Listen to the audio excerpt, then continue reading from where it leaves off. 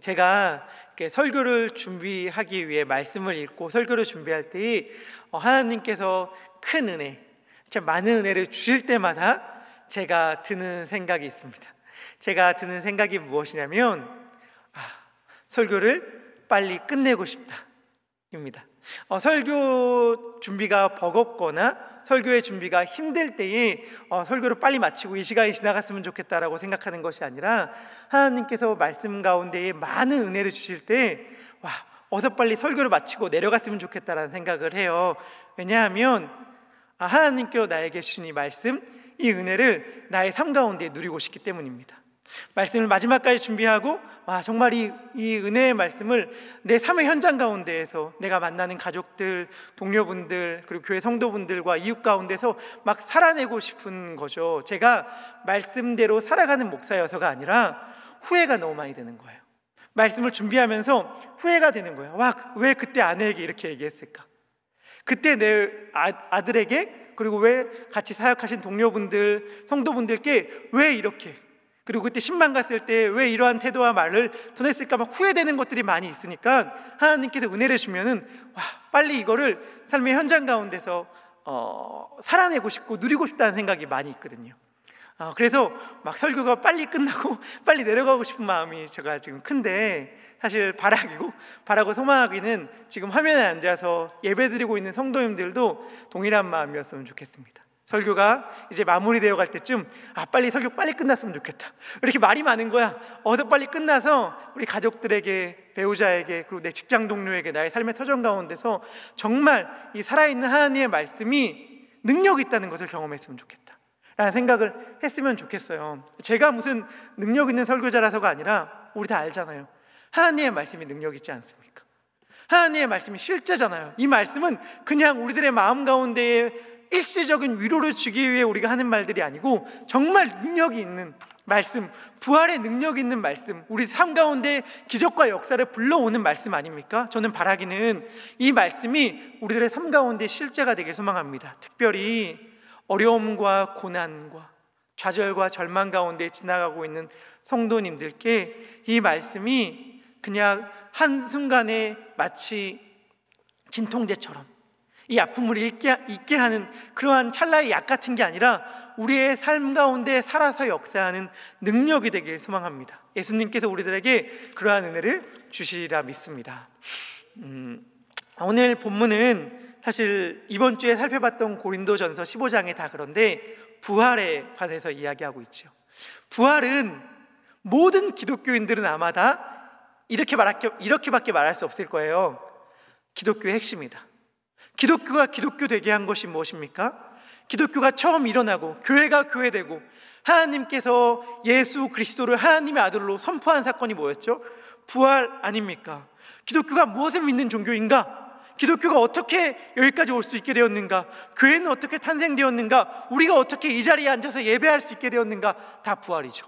부활이 아니고서는 그 어떠한 것으로도 설명할 수 없는 일들을 우리는 경험하고 있고 살아내고 있는 것 아닙니까? 그런데 어느 순간부터 교회에서조차도 부활에 관한 이야기가 듣기 힘들게 되었습니다.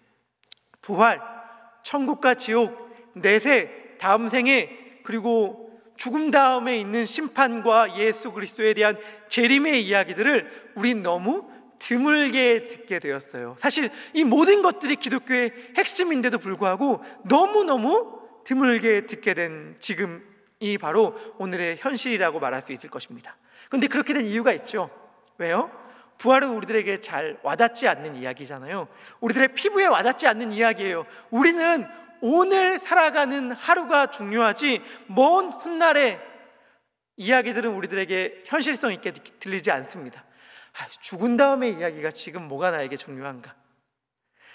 오늘 먹고 살기가 바쁜데, 오늘 나의 삶이 중요한데 죽은 다음의 이야기들은 지금 중요하지 않고, 지금 나에게 급한 것은 오늘 내게 펼쳐진 지금 이 땅 가운데의 삶입니다. 우리는 많이 생각할지 모르겠습니다. 그러나 부활이 중요한 이유는 죽은 다음에 펼쳐질 우리들의 삶이 진짜 삶이기도 하기 때문이지만, 부활에 대한 믿음이 오늘날 우리의 삶을 결정하기 때문입니다.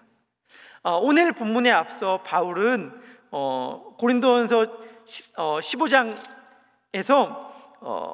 고린도전서 15장 32절에서 이사야서 22장 13절의 말씀을 인용합니다. 이사야서 22장 13절은 이렇게 얘기합니다. 제가 읽어보겠습니다. 너희가 기뻐하며 즐거워하며 소를 죽이고 양을 잡아 고기를 먹고 포도주를 마시면서 내일 죽으리니 먹고 마시자 하는도다. 지금 이사야서에서 뭐라고 얘기하냐면 사람들이 막 모여서 기뻐하며 즐거워한대요. 그러면서 뭐라고 얘기하냐면 소를 죽이고 양을 잡아 고기를 먹고 포도주를 막 마시자 이렇게 얘기한단 말이에요. 잔치를 막 열자, 행복하게 즐기자라고 이야기를 해요. 와, 무슨 좋은 일 있나? 행복한 일 있나? 와, 무슨 코로나가 종식됐나? 백신이 개발됐나? 이렇게 생각할 수 있는데 전혀 아닙니다. 이 맥락이 뭐냐면 하나님의 심판에 관한 메시지예요. 앞서 이사야서 22장 12절에 이렇게 기록되어 있습니다. 뭐라고 기록되어 있냐면 그날에 주 만군의 여호와께서 명령하사 통곡하며 애곡하며 머리털을 뜯으며 굵은 배를 따라 하셨거늘 이렇게 말씀하셨거든요. 굵은 배를 띠라 하셨거늘 이렇게 말씀하셨거든요. 그러니까 무슨 말이냐면 하나님께서 회개하라고 말하는데 잔치를 벌이세요. 말이 안 되는 행동이잖아요. 근데 말이 안 되는 행동이 어떻게 가능합니까? 죽으면 끝이라고 생각하니까. 그러니까 무슨 말이냐면 어차피 내일 하나님이 심판하신대. 어차피 그러면 우리 내일 다 죽는 거 아니야? 내일 죽을 거면 오늘 먹고 마시고 놀고 즐기자라고 하는 거예요. 이건 무엇을 우리들에게 이야기해 주냐면 내일에 대한 우리들의 믿음과 인식이 오늘 하루의 삶을 결정한다는 것을 알려줍니다. C.S. 루이스가 순전한 기독교에서 이런 말을 했습니다. 우리가 이 땅을 바꾸기 위해 이 땅을 더 좋은 세상으로 만들기 위해 굉장히 노력하고 애쓰는데 실패하지 않느냐.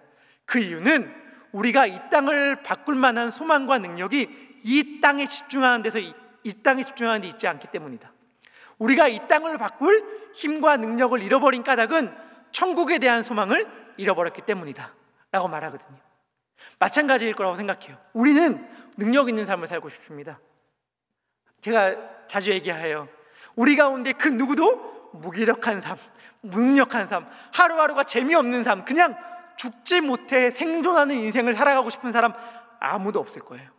그렇기 때문에 더욱더 열심히 살려고 이 땅에 더욱더 집착하는데 아니에요. 우리의 인생이, 우리의 삶이 더욱더 능력 있는 삶이 되는 비결, 우리의 삶이 더욱더 소망의 삶이 되는 비결은 부활에 대하여 우리가 더 큰 소망을 가지고 이 땅이 아니라 천국을 사모하며 살아갈 때에 이 땅에서의 우리들의 삶이 능력이 있는 삶이 되는 것입니다.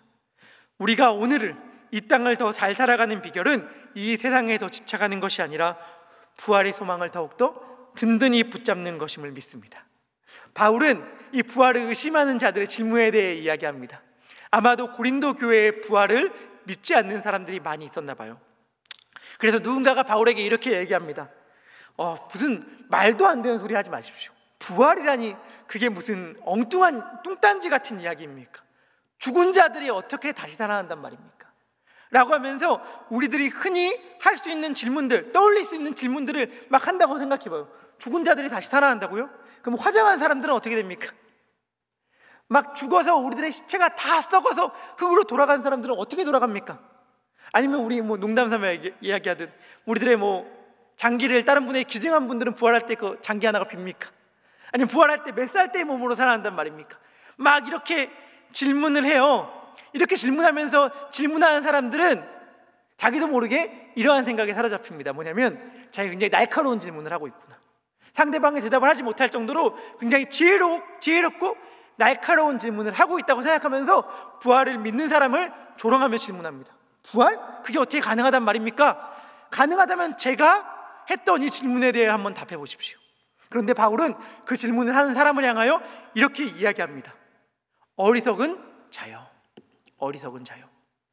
이때 바울이 어리석은 자라고 말하는 건 어떻게 보면 굉장히 욕설에 가까운, 비속어에 가까운 말이에요. 바울이 이렇게까지 말하면서 어리석은 자라고 이 사람을 책망합니다.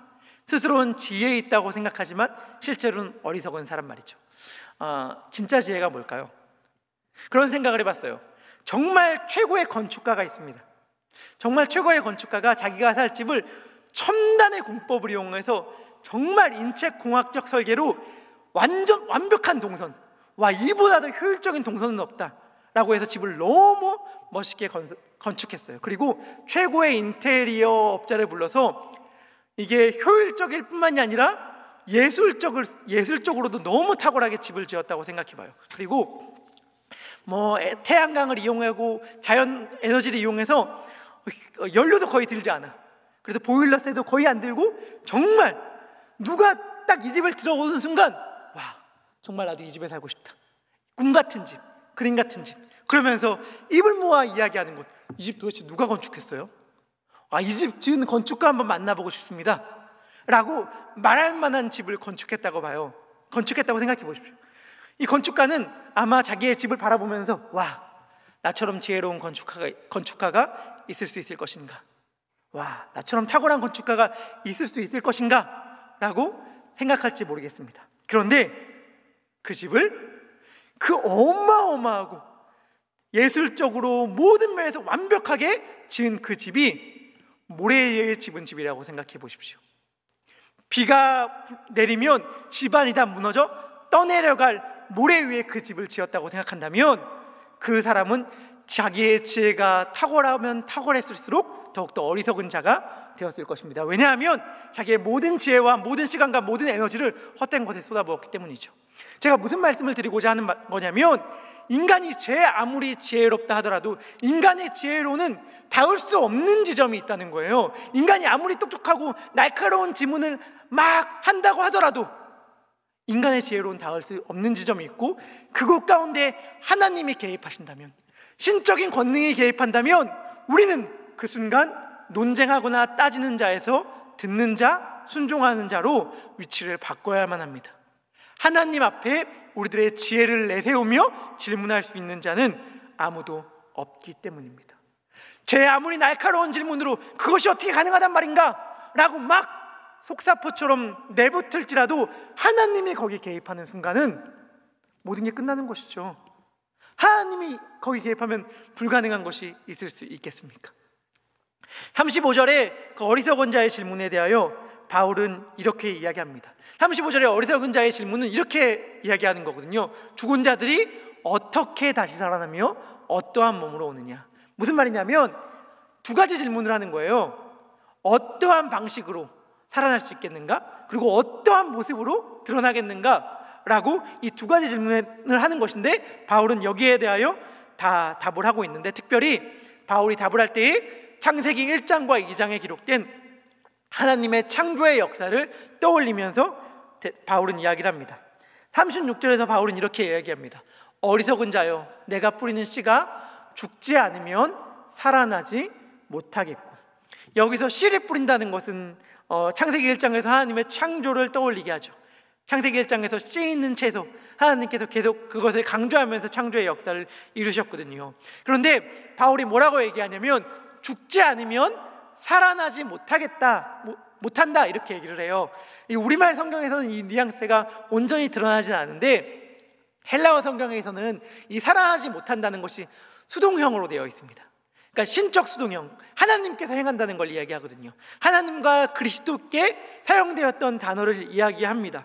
그러니까 바울이 이야기하는 바가 뭐냐면, 다시 살아나는 것, 씨를 비유로 들면서 뭐를 얘기하는 거냐면, 이것은 하나님의 역사이다. 하나님께서 다시 살리실 것이다. 어떻게? 죽는 방식을 통하여. 어떻게 그 일이 가능하다고 묻느냐? 하나님께서 죽음을 통해 다시 살리실 것이다. 마치 내가 씨를 뿌리는 것처럼 이라고 바울은 말하고 있는 것입니다. 그리고 바울은 이렇게 농사의 예를 들면서 설명해 주고 있습니다. 우리가 밀이나 씨앗을 뿌리지 않습니까? 어떠한 열매를 기대하면서, 나무를 기대하면서 나무나 식물에 씨앗을 뿌리죠. 그런데 우리 다 알잖아요. 바울도 이 시대에서 너무 적합한 설명을 하고 있는데, 이 씨와 다 큰 나무와 둘을 떡 놓고 비교해보면 사실 하나도 닮아있지 않죠. 그리고 이 씨를 칼로 잘라서 펼쳐본다 하더라도 그 다 자란 나무의 모습이 갖춰져 있지 않습니다. 놀라운 연속성과 불연속성이 있는 것이죠. 나무의 씨앗 안에 나무의 모양이 있는 게 아니고, 나무가 다 자란 그 디자인을 인간이 한 게 아니죠. 나무의 모양, 곡식의 모양, 식물의 모양은 우리가 디자인한 것이 아니라 그 씨앗 안에 담겨 있는 것인데, 씨앗으로는 볼 수 없는 거예요. 하나님께서 그렇게 다 창조하신 것입니다. 우리 되게 똑똑한 척하면서 막 이야기할지 모르겠지만 막 다 아는 것처럼 이야기하잖아요. 하지만 생각해보면 얼마나 신비입니까? 우리 가운데 그 누가 나무의 디자인을 한 사람이 어디 있어요? 우리 가운데 그 누가 다 자란 식물의 디자인을 하는 사람이 누가 있습니까? 사실 하나님께서 그렇게 하신 것을 우리는 발견한 것이거든요. 그런데 마치 우리가 다 파악하고 있는 양, 우리가 다 알고 있는 양 우리는 착각하죠. 그러면서 바울은 이어서 이야기합니다. 이 땅 가운데서도 굉장히 다양한 육체들이 있지 않겠느냐? 하나는 사람의 육체요, 하나는 짐승의 육체고, 하나는 새의 육체고, 하나는 물고기의 육체다. 이건 사실 창세기에 나와 있는 창조의 역순인데, 창조는 상생의 과정이기 때문에 더 고귀한 것부터 쭉 이야기합니다. 그렇게 다양한 이 땅 가운데서도 다양한 육체들이 있지 않느냐? 그리고 하늘에 속한 형체도 따로 있고 땅에 속한 형체도 따로 있다고 이야기해요. 여기서 40절에 말하는 하늘에 속한 형체와 땅에 속한 형체는, 하늘에 속한 것은 신령한 것이고 땅에 속한 것은 육적인 것이다, 이러한 의미가 아닙니다. 뒤에 있는 47절이나 48절에 나와 있는 땅에 속한 것, 흙에 속한 것이랑 언어의 단어가 달라요. 여기는 하나님이 창조하실 때 공간적 구분을 하고 있는 것인데, 하늘에 있는 해, 달, 별, 땅에 있는 사람, 짐승, 새, 물고기, 이런 육체들이 다 다양하고 그들의 영광이 다 각기 있지 않느냐라고 이야기하면서 바울은 뭐라고 이야기하냐면, 죽은 자의 부활도 그와 같을 것이라고 이야기를 합니다. 다양한 영광들을 각각 갖고 있을 거라고 이야기해요. 그런데 우리가 씨앗을 심는 거랑 비슷할 것이라고 이야기합니다. 씨앗을 심으면 나무가 자라듯이 우리도 마찬가지로 우리의 육신도, 이 땅의 삶도 마찬가지라고 이야기를 합니다. 나중에 영광스럽게 될 그 우리들의 모습과 지금 우리들의 모습을 보면 마치 다 자란 나무나 식물과 씨앗을 비교하는 것처럼 닮아 보이는 것이 없을지 몰라요. 하지만 그 나무가 그 씨앗에서 자란 것이죠. 그런 것처럼 연속 손상에 놓일 거라고 바울은 이야기합니다. 씨앗이 작고 보잘것이 없지만 자라면 풍성해지는 것처럼 우리의 육신이 지금 어찌 보면은 썩어 없어질 것처럼 보일지 모르겠지만 나중엔 영광스러울 것이라고 말하면서 바울은 43절과 44절에서 이렇게 이야기를 합니다. 우리의 지금의 육체와 나중에 거룩하게 될, 영광스럽게 될 육체를 비교하면서 바울은 이렇게 말해요. 욕된 것으로 심고 영광스러운 것으로 다시 살아나며, 약한 것으로 심고 강한 것으로 다시 살아나며, 육의 몸으로 심고 신령한 몸으로 다시 살아나니 육의 몸이 있은즉 또 영의 몸도 있느니라. 아멘. 제가 이 말씀을 읽는데 얼마나 위로가 되는지 모르겠어요.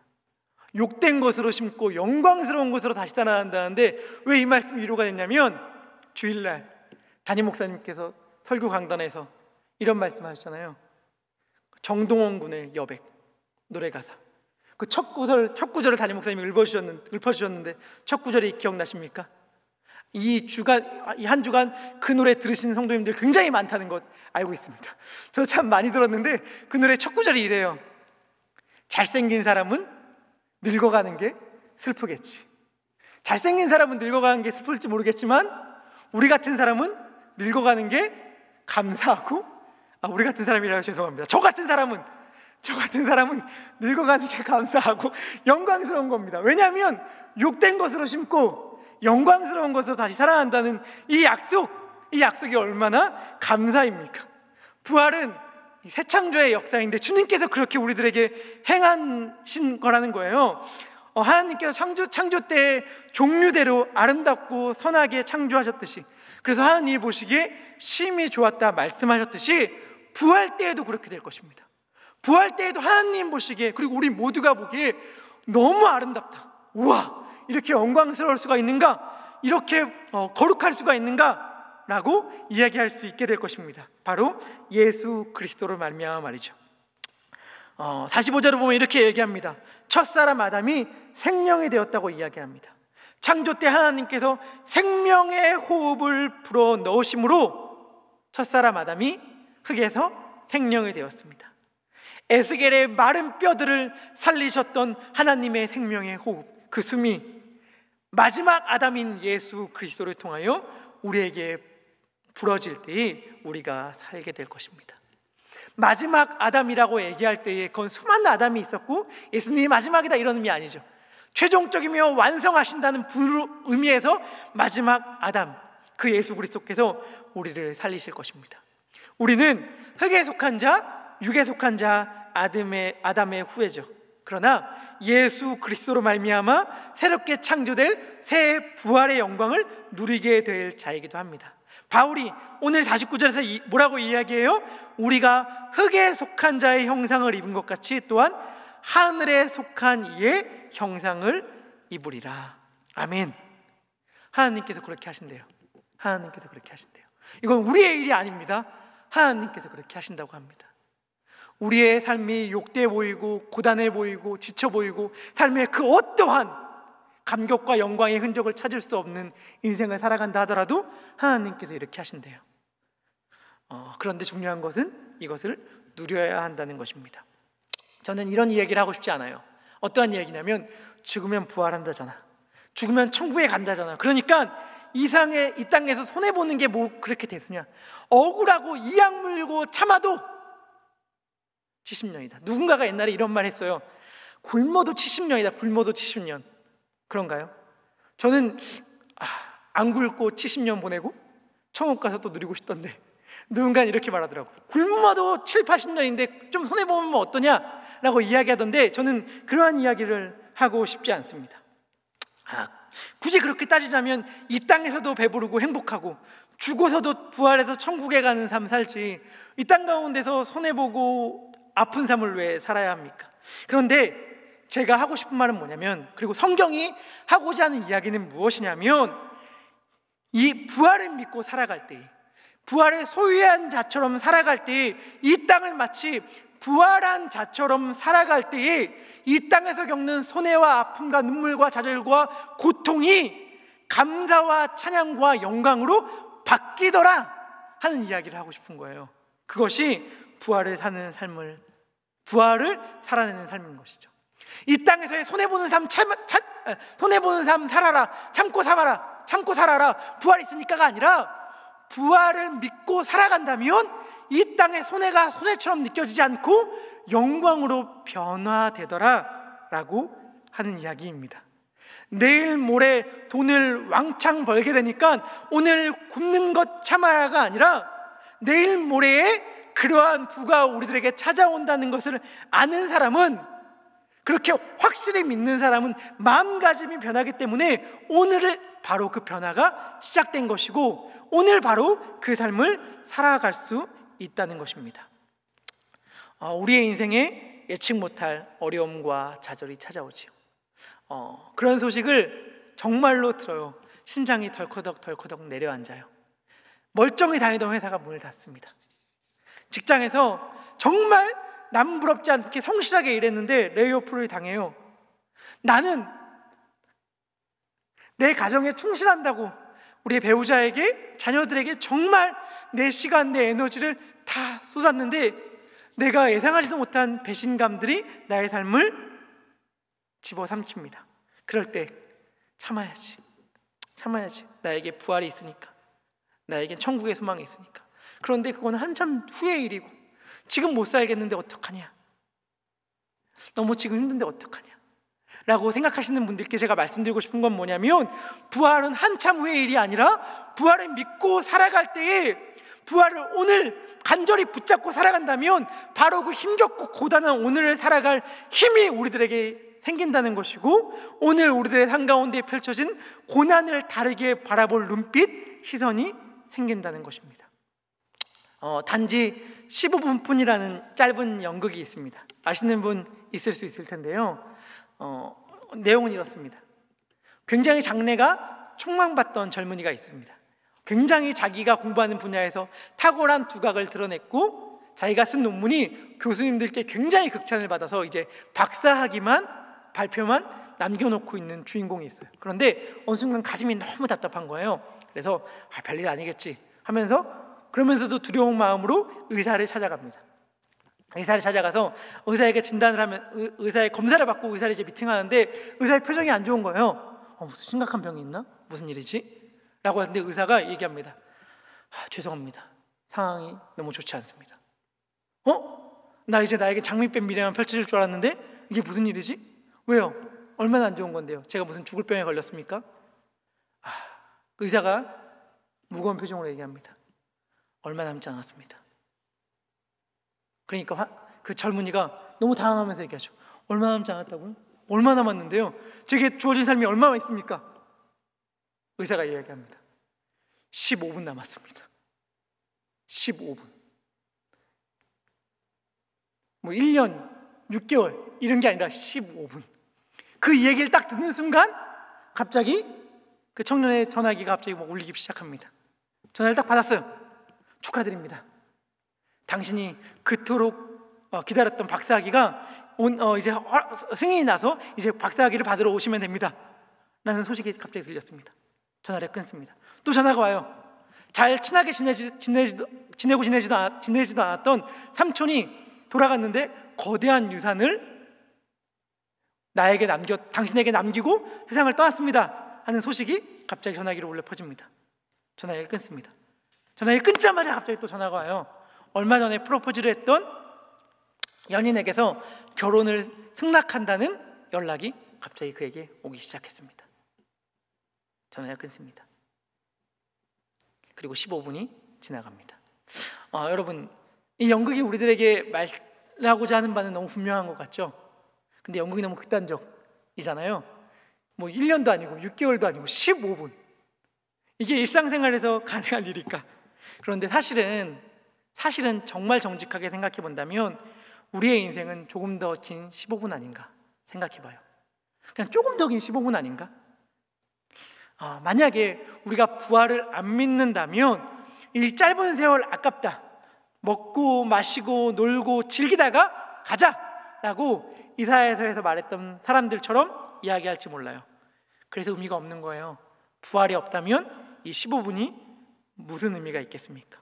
그런데 부활이 있다면 이 15분을 살아가는 게 아니라 영생을 살아가는 것이죠. 이 땅에서 70년, 80년을 살아가는 것이 아니라 영원을 살아가는 거예요. 제가 오늘 설교 제목을 본문과는 좀 상관없어 보이는 설교는 2번 시작된다라고 지었습니다. 사실 이거는 한 영화평론가의 자기 책 제목이에요. 어떻게 그 사람이 자기 책을 제목을 지었냐면 영화는 2번 시작된다라고 지었어요. 그 의미가 무엇이냐면 한 번은 극장에서 한 번은 극장문을 나오면서. 저는 설교가 꼭 그렇다는 생각이 갑자기 들었어요. 설교는 2번, 아니 계속해서 반복되어 우리들 가운데 시작되어야 한다고 믿습니다. 한 번은 이렇게 강대상에서, 그리고 예배가 마친 다음에 우리의 삶의 현장 가운데서 말씀은 다시 시작되어야 하는 것이죠. 다시 시작될 때에 설교가 마치고 예배가 마치고 우리들의 삶이 다시 펼쳐질 때에, 제가 고등학교 때 좀 그 당시에 너무 유치하지만 힘들어서 알고 지내던 목사님께 이렇게 투정하듯 이야기한 적이 있습니다. 모든 삶의 문제가 설교 안으로만 들어가면 작아지고 아무것도 아니고 하찮아 보이고 넉넉히 이길 수 있어 보이는데 설교가 끝나고 예배가 끝나고 예배당문을 나가면 너무 커져요. 그래서 견딜 수가 없어요. 근데 고단한 인생을 살아가는 성도님들, 우리의 인생 자체가 사실 생각해보면 놀라운 기적이고 은혜 아닙니까? 마른 뼈와 같았던 우리들을, 흙덩이와 같았던 우리들을 빚어내신 분이 바로 예수님이잖아요. 마가복음 7장에 보면 말 못하고 못 듣는 자를 예수님께서 하늘을 우러러 탄식하였다고 얘기하는데, 그 의미는, 다른 의미는 긴 숨을 내뱉었다는 의미도 있거든요. 긴 숨, 생명의 숨을 그에게 내뱉어야 입이 열리고 혀가 풀려서 듣게 되고 말하게 되죠. 그 은혜를 우리가 입은 자이잖아요. 욕되고 수치스럽고 가망 없는 이 모습이 영광스럽게 변한다는 걸 알면, 하나님의 말씀만 선포된다면, 부활의 능력만 임한다면 불가능한 건 없는 거잖아요. 아니 어떻게 이 일이 가능할 수 있겠어? 어떻게 내가 살 수 있겠어? 어떻게 내가 절망하지 않을 수 있겠어? 날카로운 질문들을 막 내뱉을 때에 잔인한 말일지 모르지만 성경은 우리들에게 이렇게 얘기하고 있는지 모르겠어요. 어리석은 자요, 어리석은 자요, 하나님이 능력이 없는가? 우리들은 우리들의 지혜 가운데에서 우리들의 계산을 막 하면서 불가능해, 안 돼 라고 말할지 모르겠지만 하나님이 거기 개입하는 순간, 부활의 능력이 거기 개입하는 순간 모든 것은 역전될 수 있는 줄 믿습니다. 그리고 거기서 가장 위대한 일을 우리는 행할 수 있어요. 가장 위대한 일이 뭡니까? 고린도전서에서 바울이 그토록 강조한 것, 사랑. 사랑이 가장 위대한 이유는 뭐냐면 그 어떠한 어려운 형편 가운데에 있는, 그리고 아무리 보잘것없고 가진 것이 아무것도 없어 보이는 자라고 할지라도 할 수 있는 것이기 때문입니다. 가장 위대한 그 일을 가장 초라한 사람도 할 수 있다는 것이 하나님께서 우리 가운데 베풀어 주신 놀라운 신비요 은혜의 역설이지요. 근데 이건 진짜 부활을 살아내는 자들만 가능합니다. 우리는 끊임없이 이러한 소리를 듣게 될 것입니다. 밖에서, 내면에서. 이 바보 같은 사람아, 또 속냐? 그걸 왜 참냐? 그걸 왜 이해하냐? 어떻게 그 사람까지 품고 사랑할 수 있느냐? 라고 우리는 끊임없이 우리들에게 속삭이는 이야기를 듣게 될 것이에요. 그러나 부활은 이야기합니다. 이 땅의 삶이 끝이 아니고 영광이 우리들에게 찾아올 것이다. 그렇기 때문에 가능하다. 하나님의 부활의 능력은 너로 하여금 사랑할 수 있게 할 것이다. 너로 하여금 품을 수 있게 하실 것이다. 너로 하여금 용서할 수 있게 하실 것이다. 너로 하여금 견딜 수 있게 할 것이다 라고 말할 것입니다. 바라기는 이 부활의 삶을 미리 살아내므로, 영광된 삶을 미리 누림으로 단지 15분뿐인 인생이 아니라 영원한 삶을 누리길 소망하며, 그렇게 살아낼 때 우리의 고난과 아픔과 절망들이 기쁨과 감격과 찬양으로 바뀌길 소망합니다. 우리 함께 찬양했으면 좋겠습니다. 찬양할 때 우리 이 땅에 대해서 생각하지 않고 한번 하늘나라를 생각하는 찬양을 불렀으면 좋겠습니다. 이 세상은 우리가 영원히 거할 집 아니죠. 우리가 거할 우리의 진짜 집은 저 하늘에 있습니다. 우리 부활을 소유한 자처럼, 천국을 소유한 자처럼 살기를 소망하면서, 그래서 진짜 지혜로운 자처럼 살기를 소망하면서 함께 찬양하기를 소망합니다. 우리 죄 많은 이 세상은 내 집 아니네, 함께 찬양하겠습니다.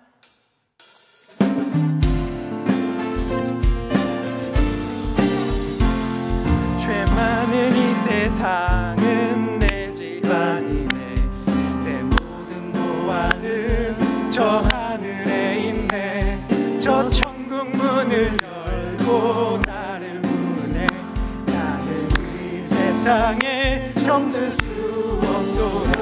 오 주님 같은 친구 없도다. 오 주님 같은 친구 없도다. 저 천국 없으면 난 어떻게 하나. 저 천국 문을 열고 나를 부르네. 나는 이 세상에 정들 수 없도다. 아멘. 우리 이 세상에 정들지 맙시다. 천국을 사랑하고 천국을 사모할 때에 이 세상을 진짜 사랑할 수 있습니다.